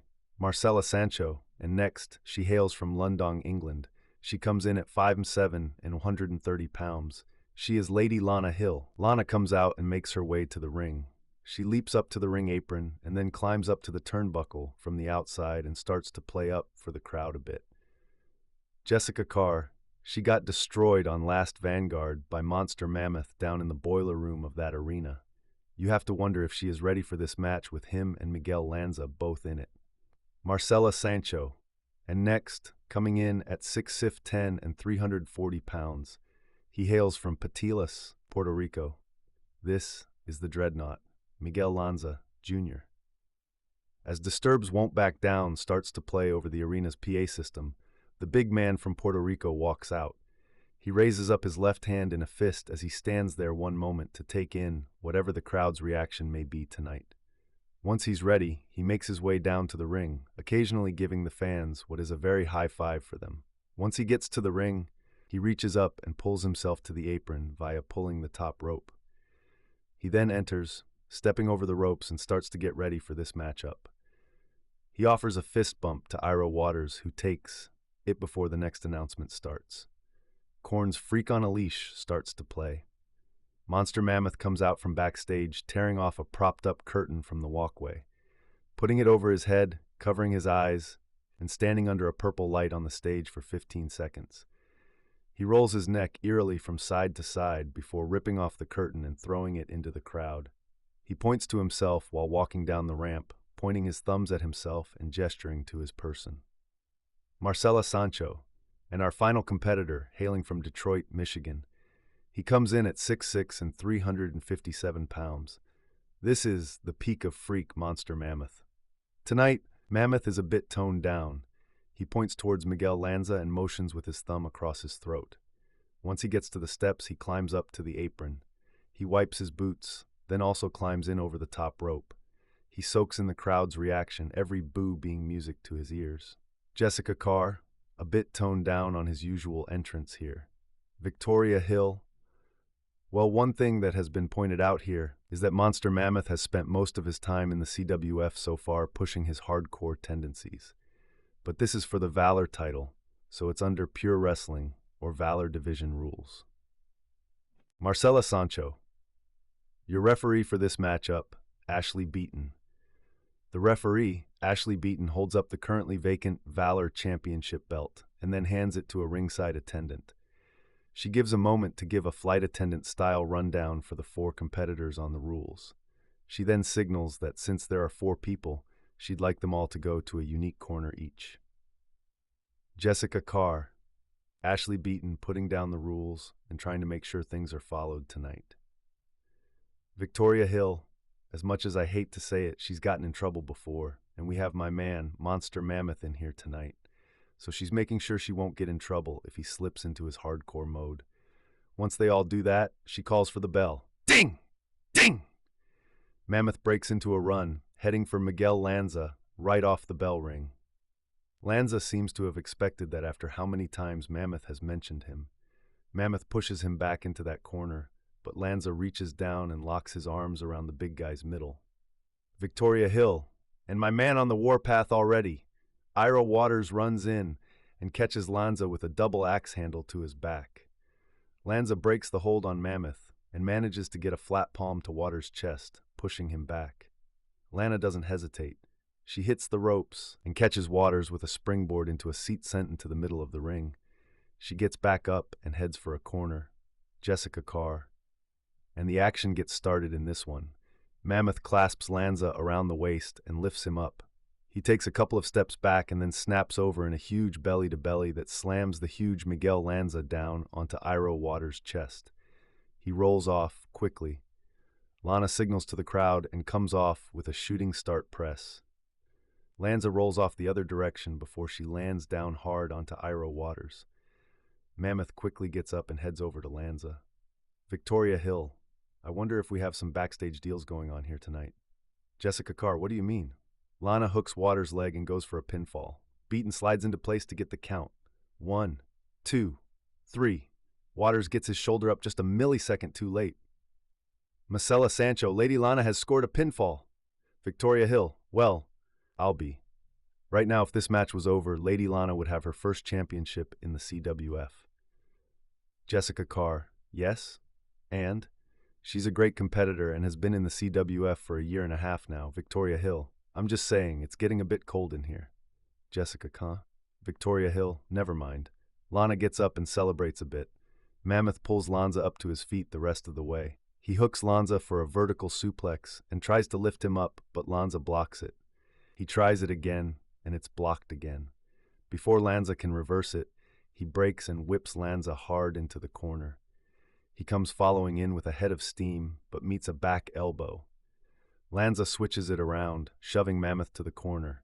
He does a couple of big knee lifts to the corner. While the 2 big men fight, Lana looks to be getting ready to do something when Waters reaches up and pulls her into a schoolboy roll-up. One Mammoth headbutts Lanza hard and goes running towards Waters and Lana. 2 Lana kicks out. As Waters comes up from the break, he's turned inside out by a running lariat by Monster Mammoth. Victoria Hill, damn, always good to see someone get it by their own move. How's that for a robo-arm, Iro? Jessica Carr, really? Lanza goes rushing in on Mammoth. When he grabs him, Lana actually hits a springboard into a drop kick that staggers him. Mammoth steps in with a couple of jabs, followed by a roaring elbow that sends Lanza back to the ropes. Lana gets up and yells out when she sees Waters has climbed up to the top of one of the corners. She goes running at him and hits the ropes right next to the corner. Waters falls onto the top turnbuckle. Victoria Hill. And the collective gasp from every man in the audience. Mammoth moves in, seeing Waters in a spot. He calms up the ropes and hooks Waters for a suplex. He keeps climbing until he's onto the top rope. Jessica Carr, what is Monster Mammoth doing here?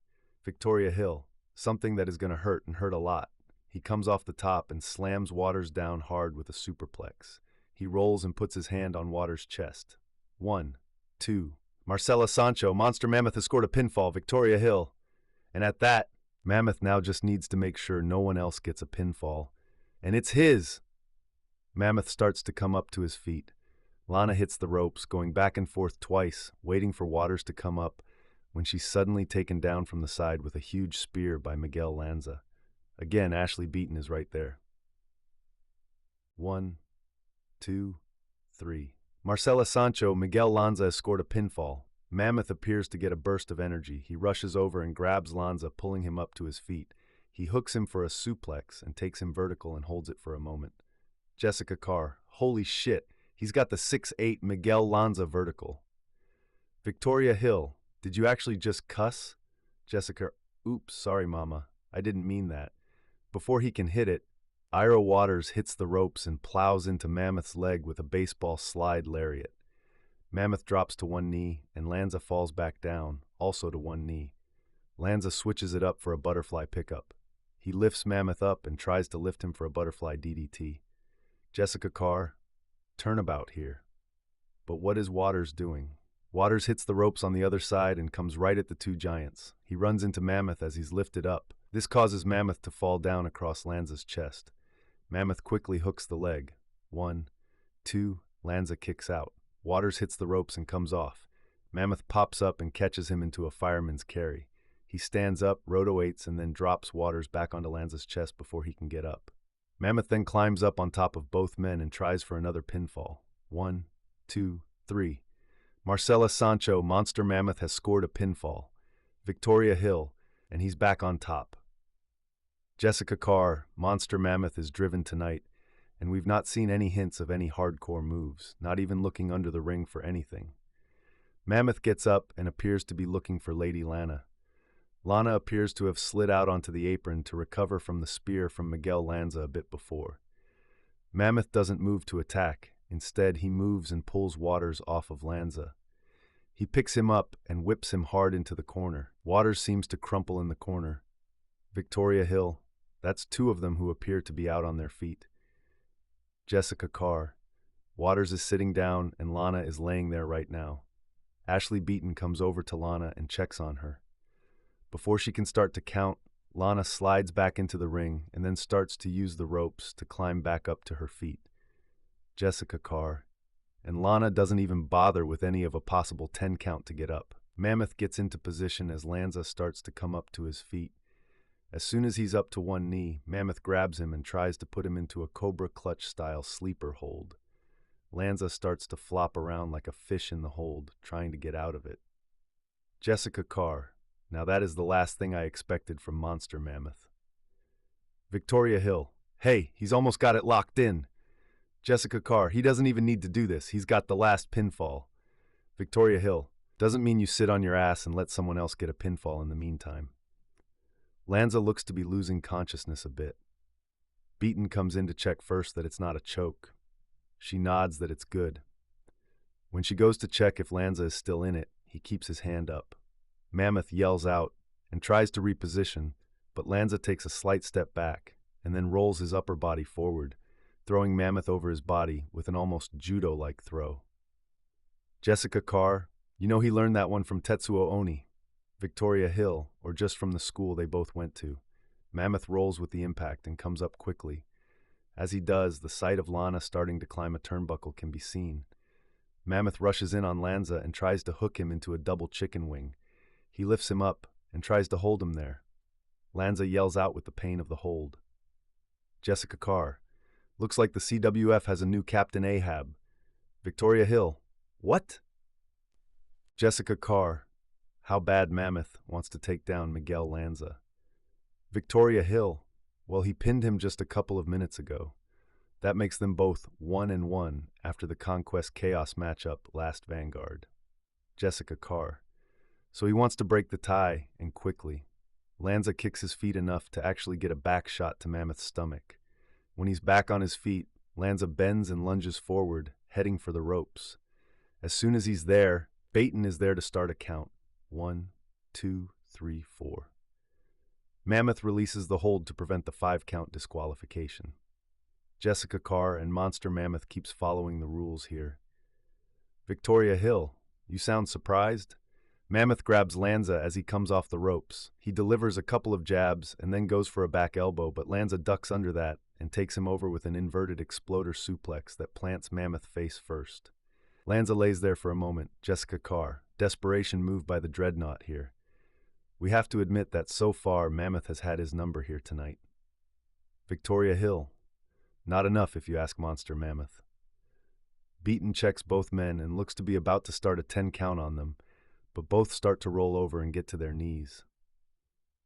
The camera picks up Ira Waters using the ropes to get to his feet on the apron outside the ropes. Jessica Carr, we're coming up on time here soon. People are getting into position to try one more time to get a pinfall. Lanza gets to his feet first. He comes in and kicks Mammoth in the midsection. He then double underhooks both arms into a butterfly. He tries to lift up for a broadsides DDT, but Mammoth blocks it. Mammoth then breaks free, spins out of it, grabs Lanza and whips him to the ropes. Mammoth runs in as well, to the same side, actually moving faster than Lanza with a second wind burst of speed. Jessica Carr. Who is going to get the next pinfall? Who will be the Valor champion? Mammoth hops to the second rope and springboards off towards Lanza for a crossbody. Lanza, baseball slides under it. Mammoth looks to land hard in the middle of the ring. Jessica Carr, the whole damn ring just shook. Victoria Hill, and I think everyone has their sights on Lanza right now. Waters is ready. The camera cuts to Ira Waters as he is ready to hit a calamity trigger. He slingshots over the top rope, heading right for Miguel Lanza, who is coming up to his feet. Lanza catches him instead into a spinning side slam. He appears to be trying to land it on top of Mammoth, but Mammoth rolls out of the way. Jessica Carr, depth charge. That could have been worse. Lanza goes for a cover. 1 Victoria Hill, Lady Lana to the top. 2 before Lana can launch herself. Lanza gets up, breaking the pin. Lana changes before she flies. She instead sails off and tries for a Hurricane Rana. Victoria Hill, and she flies. Jessica Carr, but is it enough? We're almost to the time remaining on this show. When she lands on Lanza's shoulders, she just stops, with him being ready for the hit. She dangles as she stops, unable to take him over. Victoria Hill, not where she wants to be. Lanza grabs her while she's there and hooks his hands around her head. Jessica Carr, what's he going for here?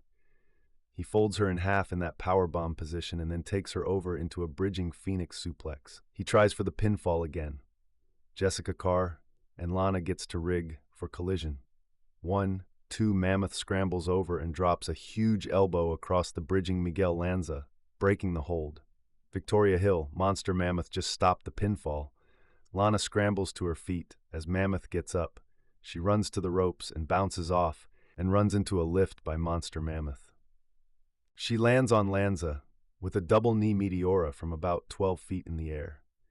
Jessica Carr, wait, Lana and Mammoth working together here. Lana doesn't look like she's going for a pinfall. Instead, she and Mammoth both move to grab Ira Waters. Mammoth and Lana both grab Waters and pick him up into a wheelbarrow hold with Mammoth. Lana then springboards off the ropes into a reverse STO that drives his face hard into the mat at an off angle.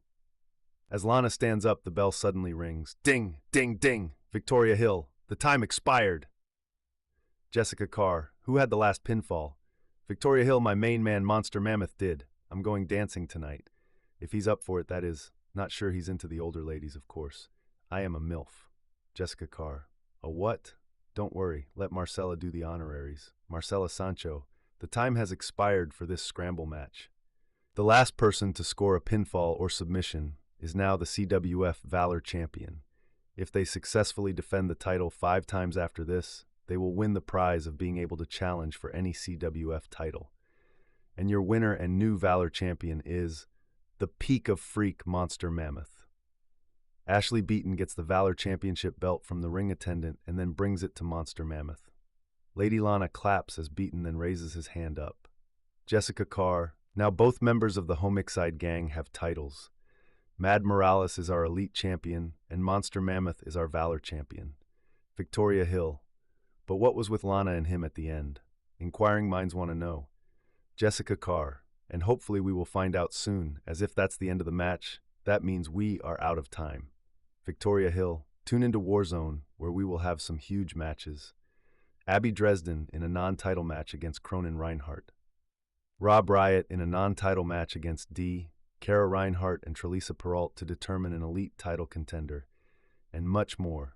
Both. And remember, join the conquest.